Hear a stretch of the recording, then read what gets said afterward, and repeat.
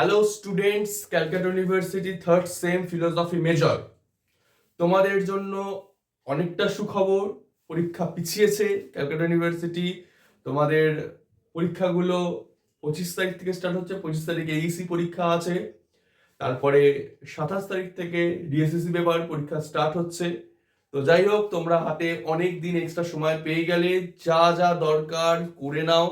তোমাদের কোনো ডাউট থাকলে আমায় জিজ্ঞেস করে নাও। তোমাদের তো ভিডিও আসছেই, সাজেস্টিভ ভিডিও, সাজেশন। এই ভিডিওতেও তোমাদের জন্য সাজেশন থাকছে। তো কি আর, পড়াশোনা স্টার্ট করে দাও। পরীক্ষাতে খুব ভালো নম্বর হবে। যা যা দরকার আমাকে জিজ্ঞেস করে নাও। আমি সন্নিধি কোচিংয়ের তরফ থেকে সমীরণ স্যার তোমাদের জন্য সব সময় রেডি আছি। তোমাদের যা যা কোয়ারিজ তা আমাকে নিঃসন্দেহে করো। ক্যালকাটা ইউনিভার্সিটির পরীক্ষা সংক্রান্ত হতে পারে বা সেটা ফিলোসফি সংক্রান্ত হতে পারে। তো জিজ্ঞেস করো, তার উত্তর আমি নিশ্চয়ই দেবো। তোমাদের কোনো ডাউট থাকলে জিজ্ঞেস করো, তোমাদের কোনো কোয়ারিজ থাকলে জিজ্ঞেস করো, যা যাবতীয় বিষয় আমায় জিজ্ঞেস করো, তার উত্তর তোমরা পেয়ে যাবে। চলো আজকে দেরি না করে আজকের ভিডিও শুরু করে দিই। তোমাদের পরীক্ষার জন্য অলরেডি আমি অনেক কয়টা ভিডিও আপলোড করেছি। আমার অলরেডি জৈন দর্শন আপলোড করা হয়ে গেছে। কি কি সাজেস্টিভ কোয়েশ্চেন হবে সেটাও আপলোড করা হবে জৈন দর্শন থেকে। ন্যায় দর্শনের দুটো ভিডিও আপলোড করেছি। ন্যায় দর্শনের প্রত্যক্ষটা বুঝিয়ে দিয়েছি, পাশাপাশি তোমাদের এটাও বুঝিয়ে দিয়েছি অনুমানের জায়গাটা এবং কি কি কোয়েশ্চেন সাজেস্টিভ আসবে ন্যায় দর্শন থেকে, সেটাও আমার দেওয়া হয়ে গেছে। এছাড়া অন্যান্য পেপারগুলোর মধ্যে আমি এসএসসি পেপারের দুটো ভিডিও আপলোড করেছি, আর লজিক পেপার থেকে একটা ভিডিও আপলোড করেছি। তো যাই হোক, এই হলো তোমাদের মোটামুটি এখনো পর্যন্ত ভিডিও এসে গেছে। এতগুলো ভিডিও, সব সাজেস্টিভ ভিডিও, সাজেশন কোয়েশ্চেন্স রয়েছে তার মধ্যে। ডাউট সলভস আছে, সেখানে তোমরা যা যা কোয়েশ্চেন্স করেছো তার সমাধান আমি বুঝিয়ে দিয়েছি।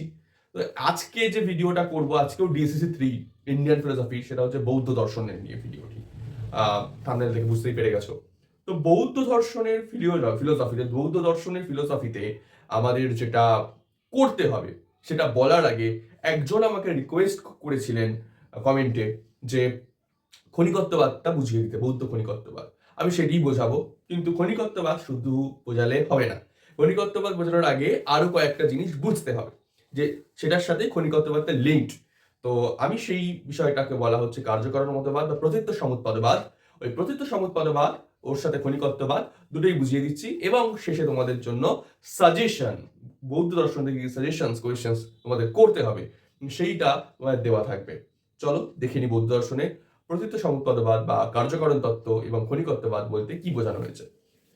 তো কার্যকারণ তত্ত্ব, এই জিনিসটা খুব ইম্পর্টেন্ট একটা জিনিস। আমরা সবাই জানি প্রত্যেকটি কার্যের একটি কারণ থাকে, একটি একাধিক কারণ থাকতে পারে, কিন্তু তবুও অনেক ফিলোসফিতে এমন একটি সত্তাকে স্বীকার করা হয় যার উৎপত্তিও নেই, বিনাশও নেই। সেটা হচ্ছে আদিম কারণ, যেখান থেকে সমস্ত সৃষ্টি হয়েছে। কেউ তাকে ঈশ্বর বলেছে, কেউ তাকে ব্রহ্ম বলছে, কেউ তাকে অন্যান্য নানান নাম দিয়েছে। কিন্তু বৌদ্ধ দর্শন যেমন আত্মাকে অনেকে স্বীকার করেছে, স্থায়ী আত্মা। কিন্তু বৌদ্ধ দর্শনে গৌতম বুদ্ধ বলছেন যে কার্য কার্য হলে সেটার কারণ অবশ্যই থাকবে। এমন কোনো জিনিস নেই যেটা চিরস্থায়ী। সমস্ত কিছু কার্যকারণ বন্ধনে আবদ্ধ। আমি কার্যকারণ স্বীকার করতে হবে। জগতে কোনো কার্য হচ্ছে তার কারণ নেই, এটা আমি বিশ্বাস করতে পারি না। তো প্রতিটি কার্যেরই কারণ আছে। জগতে কোনো কিছু নিত্যবস্তু বলে কিছু নেই। এই কনসেপ্টটাকেই বলা হচ্ছে প্রতীত্ব সমুৎপাদবাদ। অর্থাৎ একটা শর্ত রয়েছে, আমি আছি, আমার হওয়ার একটা শর্ত আছে, আমার মা বাবা, ঠিক আছে। এই প্রত্যেকটা জিনিসেরই একটি শর্ত আছে। তো সেখান থেকেই পরবর্তী জিনিসটা, অর্থাৎ কারণ থেকে কার্যটা উৎপন্ন হচ্ছে। এই বক্তব্যটিকেই বলা হয় প্রতীত্ব সমুৎপদবাদ, প্রতি ইতি সমুৎপন্ন। ঠিক আছে, এইবার এটা কেন বলবো? তাদের বক্তব্য হচ্ছে, বৌদ্ধদের এইখানে একটা ছোট্ট জিনিস, বৌদ্ধদের মতে সেই জিনিসটারই অস্তিত্ব আছে, সেই জিনিসটারই অস্তিত্ব আছে বা সেই জিনিসটাই সৎ।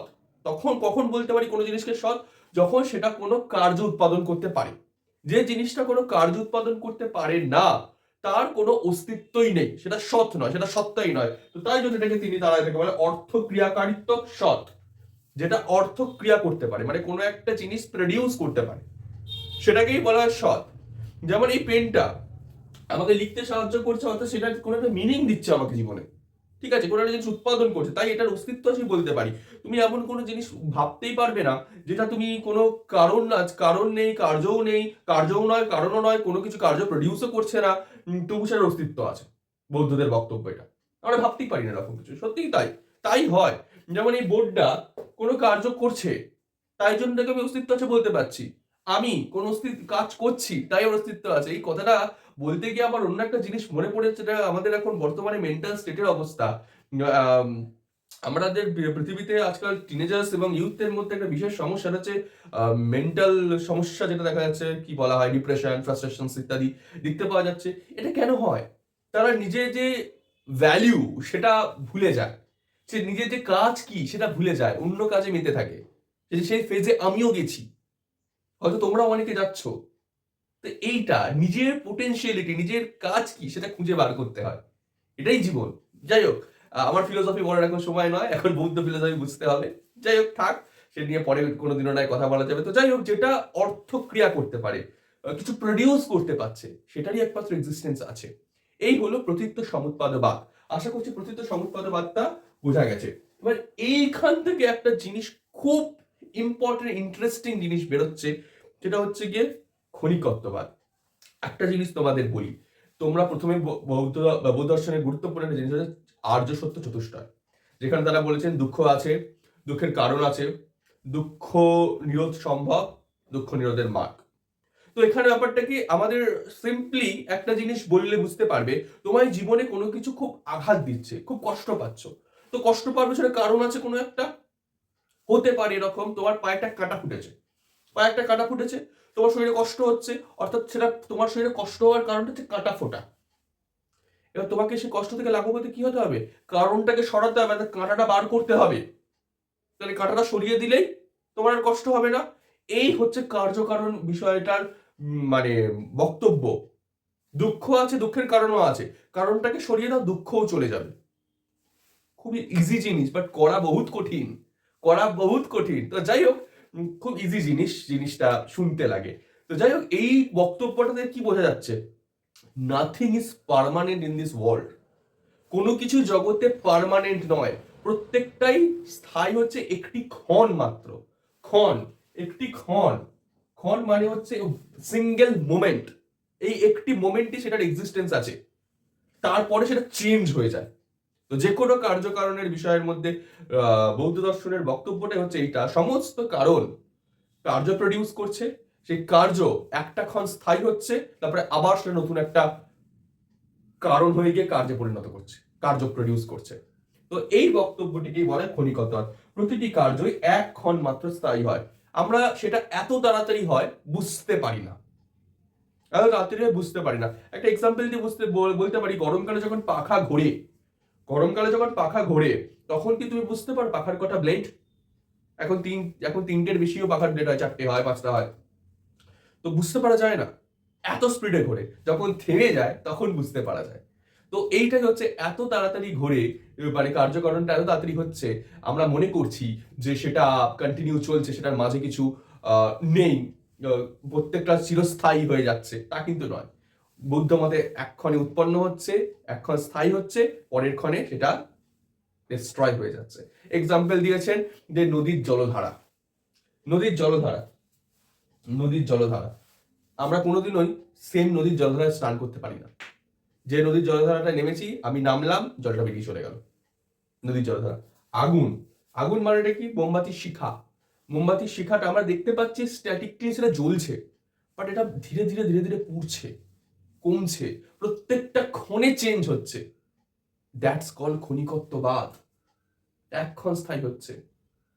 আমার একটা কথা খুব মনে পড়ছে, লোকে বলে ফিলোসফি পড়লে ইমোশন নষ্ট হয়ে যায়, ইমোশন লেস হয়ে যায় মানুষ। এখন তুমি বলো যে এই বৌদ্ধ দর্শন পড়ার পরে যদি তোমায় কেউ বলে যে তোমায় ছাড়া আমি বাঁচবো না, তুমি আমার জীবনের সবকিছু, তখন মাথায় ক্ষণিকত্ববাদটা এসে হাসি পাবে নয় কি? এই জগতে আমিই পার্মানেন্ট নই, তুমি বলছো তোমাকে ছাড়াই বাঁচবো না। ট্র্যাজেডি। জগতে নাথিং ইজ পার্মানেন্ট। যে তোমাকে আজকে বলছে যে তোমায় খুব ভালোবাসি, তোমায় ছাড়া আমি থাকতে পারবো না, সেও থাকবে না।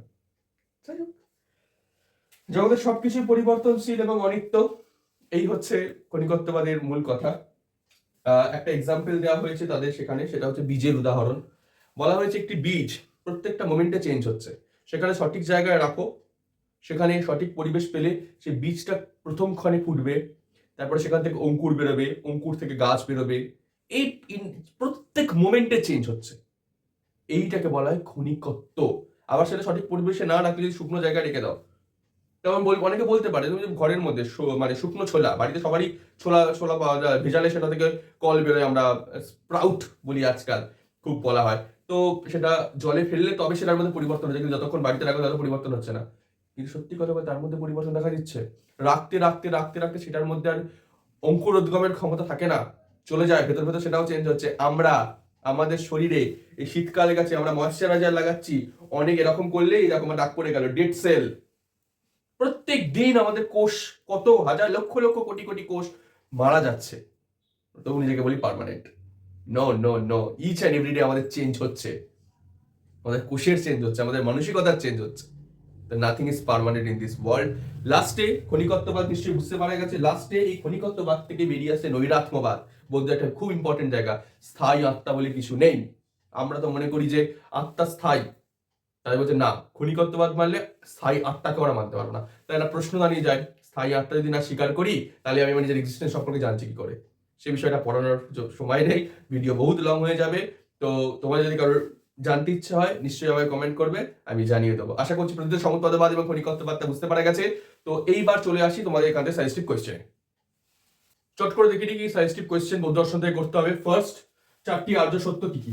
4টি আর্য সত্য, এটা 5 নম্বরের একটি কোয়েশ্চেন আসবে, খুব ভালো করে করে নেবে। 4টি আর্য সত্য, আর্য সত্য বলতে কি বোঝানো হয়েছে, 4টি আর্য সত্য কি কি নাম লিখে দিলেই হয়ে যাবে, ঠিক আছে? আর বিশেষ কিছু করতে হবে না, এটা 5 নম্বরের কোয়েশ্চেন আসবে। অষ্টাঙ্গিক মার্গ খুব ইম্পর্টেন্ট, অষ্টাঙ্গিক মার্গ ওই সম্যক স্মৃতি, সম্যক গ্রাস, সম্যক সংকল্প, এইগুলো লিখতে হবে। তো অষ্টাঙ্গিক মার্গ, কার্যকারণ তত্ত্ব বা প্রকৃত সমুৎপাদবাদ, এই আজকে বোঝালাম। বলতে পারে বৌদ্ধ সমুৎপাদবাদ কি বা বৌদ্ধ কার্যকারণ সত্য সম্পর্কে কি বোঝো, এটা হতে পারে। সঙ্গে সঙ্গে থাকবে ক্ষণিকত্ববাদ, এর সাথে অ্যাড থাকতে পারে। ক্ষণিকত্ববাদ তোমার ছোট আসতে পারে। তো বৌদ্ধ কার্যকারণ তত্ত্ব বলতে কি বোঝো, এই প্রসঙ্গে ক্ষণিকত্ববাদ বলতে কি বোঝো, এইটা একটি ইম্পর্টেন্ট কোয়েশ্চেন তোমাদের জন্য, তোমরা এটি অবশ্যই করে রাখবে। আজকে তোমাদের বুঝিয়ে দিলাম। ও আর একটা কোয়েশ্চেন, বৌদ্ধরা কেন স্থায়ী আত্মা স্বীকার করে না, কেন স্থায়ী আত্মা স্বীকার করে না, বা বৌদ্ধ নৈরাত্মবাদ বলেও আসতে পারে। এটি একটি বড় কোয়েশ্চেন আসতে পারে, এটি 15 নম্বরের একটি কোয়েশ্চেন। বৌদ্ধরা কেন নৈরাত্মবাদী বা বৌদ্ধরা কেন স্থায়ী আত্মা স্বীকার করে না, এই কোয়েশ্চেনটা খুব ভালো করে তোমরা রেডি করতে শুরু করে দাও। আর লাস্টে হিনজান মহাযানের পার্থক্য, সৌতান্ত্রিক বৈভাষিকের পার্থক্য। বৌদ্ধ সম্প্রদায়েরা হিনজান মহাযান, সৌতান্ত্রিক বৈভাষিক, তো এই যোগাচার মাধ্যমিক বলা হয়, এরকম ভাব আছে। তো এই ভাগগুলোর মধ্যে পার্থক্য কি কি, থটস এর চেঞ্জেস আছে, সেই পার্থক্যগুলো তোমাদের করতে হবে। তো এই হচ্ছে সাজেস্টিভ কোয়েশ্চেন্স, তোমাদের কয়েকটা কোয়েশ্চেন্স আছে তো বৌদ্ধ থেকে। যদি তোমাদের মনে হয় এর মধ্যে কোনোটা ডাউট আছে, কোনোটা বুঝতে হবে, আমাকে কমেন্ট করবে কমেন্ট বক্সে, তো আমি তার নিশ্চয়ই তার ভিডিও বানিয়ে দেবো তোমাদের জন্য, সময় হাতে আছে। তো তার জন্য ভিডিও হয়ে যাবে, ডাউট সলভ তোমাদের করে দেওয়া হবে, অবশ্যই কমেন্টে জানাবে। তো আশা করছি আজকের ভিডিওটি পছন্দ হয়েছে, তোমরা ভালো লেগেছে, তোমাদের বুঝতে পেরেছো, বুঝতে পারলে একটা কমেন্টে জানিও, দেখে আমার খুব ভালো লাগবে। আর সাজেশনস গুলো ফলো করো, তোমাদের নিশ্চয়ই সাজেশনে তোমরা কমন পাবে। আর এরকম ভিডিও দেখার জন্য আমাদের সন্নিধি কোচিং চ্যানেলটিকে ফলো করো, সাবস্ক্রাইব করো, লাইক করো ভিডিওগুলো, শেয়ার করো ভিডিওগুলো। আশা করবো তোমাদের ভবিষ্যতে যা যা কোয়েশ্চেন তার আমি সমাধান করতে পারবো। অসংখ্য ধন্যবাদ। পরীক্ষার জন্য প্রিপারেশন নিতে থাকো। Best of luck.